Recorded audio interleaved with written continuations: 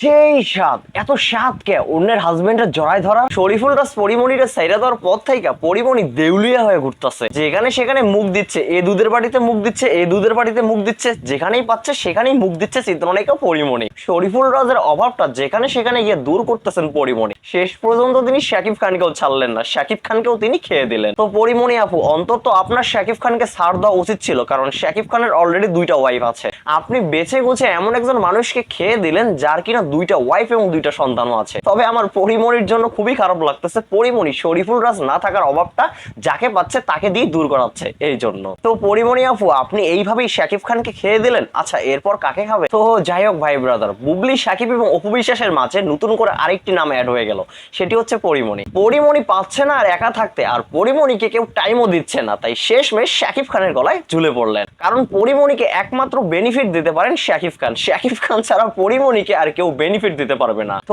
যাই হোক, এখন আসি মূল পয়েন্টে। গতকাল পরিমণি যে উদ্ভট কর্মকাণ্ডগুলো করেছে এটা কারো অজানা নয়। আপনারা সবাই দেখেছেন যে পরিমণি কতটা উদ্ভট কর্মকাণ্ড করেছে শাকিব খানকে কাছে পাওয়ার পর। পরিমণি শাকিব খানকে কাছে পাওয়ার পর থেকে পরিমণির কাছে এটাই মনে হয়েছিল যে তিনি স্বর্গ হাতে পেয়েছেন। শাকিব খানকে পেয়ে পরিমণি উলবাদ হয়ে গেছে, তিনি কি করবেন না করবেন তিনি বুঝে উঠতে পারেননি। কখনো জড়িয়ে ধরতেছেন, কখনো ওইসব করতেছেন, মানে এক একবার এক একটা করতেছে শাকিব খানের সঙ্গে। তো পরিমণি আপু, আপনার যদি পুরুষের উপর এতটা আগ্রহ থাকে তাহলে আপনি বিয়ে করতেছেন না কেন? আপনি যেখানে গিয়ে ভাগ বসাতে যাচ্ছেন অলরেডি সেখানে দুজন জায়গা নিয়ে আছে। আপনি সেখানে সিরিয়াল পাবেন কি পাবেন না এটা আমি জানি না, বাট সিরিয়াল পেলেও পেতে পারেন, কারণ শাকিব খানের ব্যাপারটা তো আমাদের সবারই জানা আছে। তবে পরিমণি এইবার এটা প্রমাণ করে দিলেন যে তিনি সব সময় কন্ট্রোল আউট হয়ে থাকেন। ভাই একবার ভেবে দেখেন কতটা নির্লজ্জ হলে অন্যের হাজবেন্ডের সঙ্গে এইভাবে ঘষাঘষি করে। শাকিব খানের সঙ্গে ওপেন ক্যামেরায় এইভাবে ঘষাঘষি করার আগে তিনি একবারও ভাবলেন না যে শাকিব খান অলরেডি ম্যারিড। পরিমণি যে শরীফুল রাজ এবং বুবলিকে খেপানোর জন্য, বুবলিকে এবং শরীফুল রাজকে জ্বলানোর জন্য শাকিব খানের সঙ্গে এইভাবে ফষ্টি নষ্টি করেছে, শাকিব খানের সঙ্গে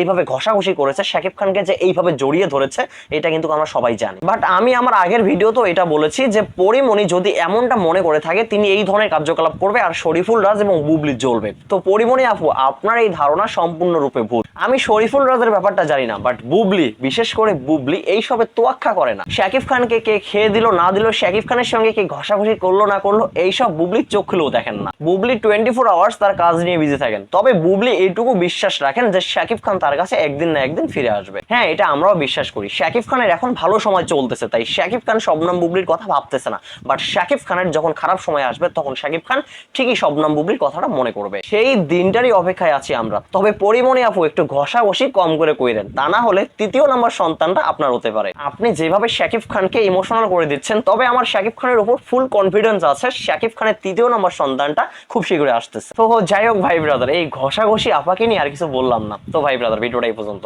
আপনাদের মূল্যবান মতামত কমেন্টে বলবেন। সবাই ভালো থাকবেন, সুস্থ থাকবেন। পরবর্তী ভিডিওতে আবার দেখা হচ্ছে। আল্লাহ হাফেজ।